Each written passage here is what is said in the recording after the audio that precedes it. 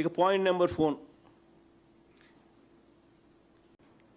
ఇలాంటి పరిస్థితులు అసెంబ్లీలో ఎలా జరుగుతూ ఉందంటే ప్రత్యర్థి జట్టు లేని చోట బౌలింగు ఫీల్డింగ్ కూడా లేకుండా తండ్రి కొడుకులు ఇద్దరు మాత్రమే బ్యాటింగ్ చేస్తూ ఉన్నారు. బ్యాటింగ్ చేసి వీళ్ళందరికీలే బ్రహ్మాండంగా బ్యాటింగ్ చేసినామని వీళ్ళందరికీలే కితాబిచ్చుకుంటా ఉన్నారు.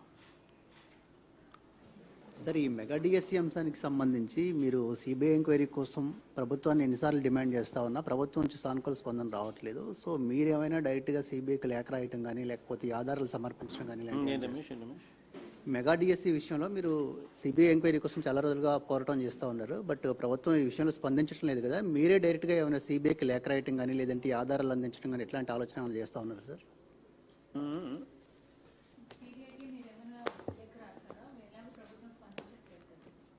కోర్టులోనే వేసినామా, పిటిషన్ వేసినాం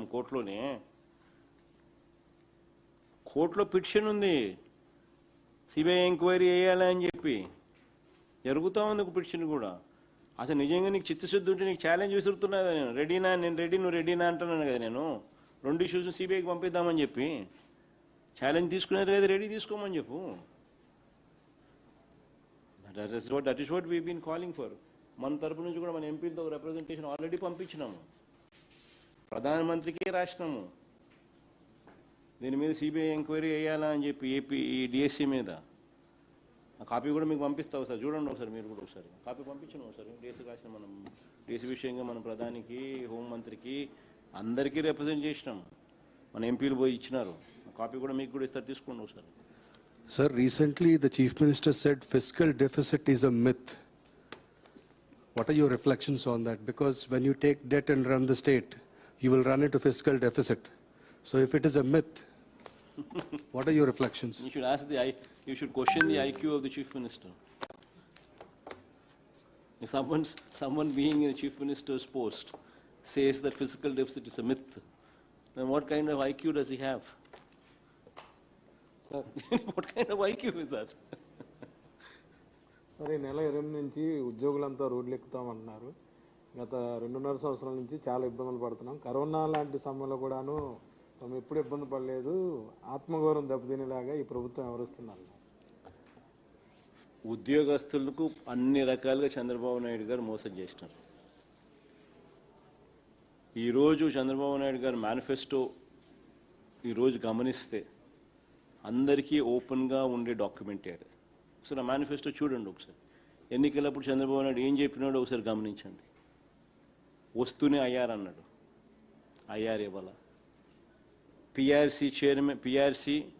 ఉన్న పిఆర్సీ చైర్మన్ రద్దు చేసినాడు. కొత్త పిఆర్సీని ఇంతవరకు అపాయింట్ చేయాలి. అపాయింట్ చేస్తే రికమెండేషన్ వస్తే జీతాలు పెంచాల్సి వస్తుందని చెప్పి అది కూడా రద్దు చేసినాడు. సో ఐఆర్ లేదు, పిఆర్సీ లేదు, 5 డిఎల్ పెండింగ్. సరెండర్ లీవ్స్ దగ్గర నుంచి మొదలు పెడితే ఏపీజీఎల్ఐ దగ్గర నుంచి ఇటువంటి అన్నీ లెక్కేసుకుంటే దాదాపుగా 35-40 వేల కోట్ల రూపాయలు బకాయిలు ఉన్నాయి.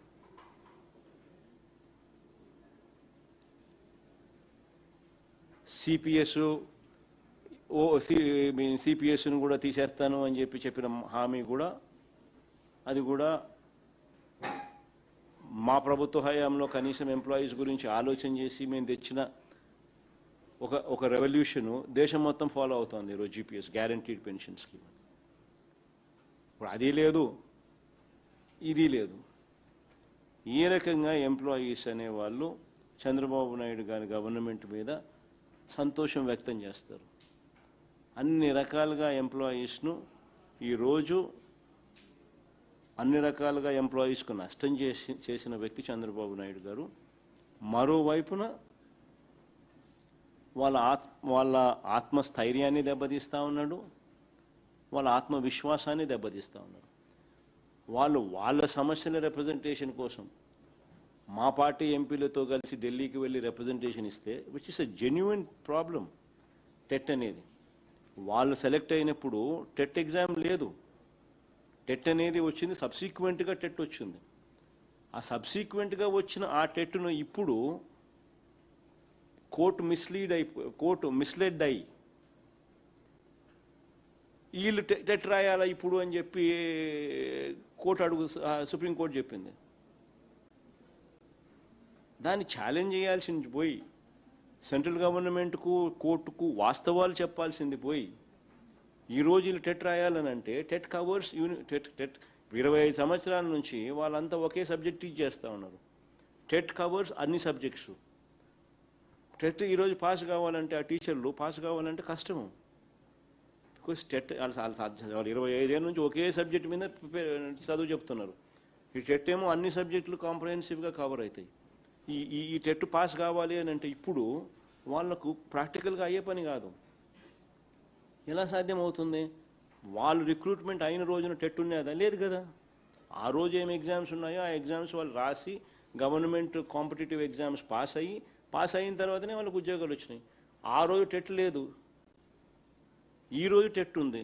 ఈ రోజు రాసేవాళ్ళు నువ్వు టెట్ పాస్ అయ్యే రాస్తారు ఆబ్వియస్లీ. కానీ ఆ రోజు నువ్వు పాస్ అయినప్పుడు టెట్టే లేనప్పుడు ఈ రోజు నువ్వు టెట్ రాయాలి అని చెప్పి నువ్వు ఉత్తర్వులు ఇస్తే ఒకవేళ నువ్వు టెట్ రాయకపోతే నేను నీ ఉద్యోగం తీసేస్తానని చెప్పి వాళ్ళని అయితే కత్తి పెడితే ఒక గవర్నమెంట్గా నువ్వేం చేస్తున్నావు? నీ ఎంప్లాయీస్ నష్టపోతా ఉన్నారు, నీ టీచర్లు నష్టపోతా ఉన్నారు. ఆ టీచర్లను కాపాడాల్సిన బాధ్యత నీది కాదా? నువ్వు ఎన్డీఏలో భాగస్వామి, నువ్వు పోయి ఢిల్లీలో కొట్లాడాలా. ఎన్డీఏలో నువ్వు పోయి చట్టంలో సవరణ తీసుకొని వచ్చే విధంగా చట్టం చేసే విధంగా నువ్వు గట్టిగా ఒత్తిడి తీసుకొని రావాలా. చట్టం చేయించిన తర్వాత కోర్టుకు ఆ చట్టాన్ని నువ్వు ప్రొడ్యూస్ చేయాలా. కోర్టులో గవర్నమెంట్ సైడ్ నుంచి ఆర్గ్యుమెంట్స్ చేయించాలి ఎఫెక్టివ్గా. నువ్వేం చేస్తున్నావు? ఏమి చేయడం. ఆ టీచర్లు కొద్ది గొప్ప ఢిల్లీకి పోయి పాపం వాళ్ళే కష్టపడి మా ఎంపీలు పట్టుకొని వాళ్ళు ఎడ్యుకేషన్ మినిస్టర్ని కలిసి వాళ్ళు ప్రివేల్ అయ్యి ఎక్స్ప్లెయిన్ చేసి చేయించే ప్రయత్నం వాళ్ళు చేస్తూ ఉంటే వాళ్ళ మీద సస్పెన్షన్. ఎందుకు సస్పెన్షన్ చేస్తూ ఉన్నాం?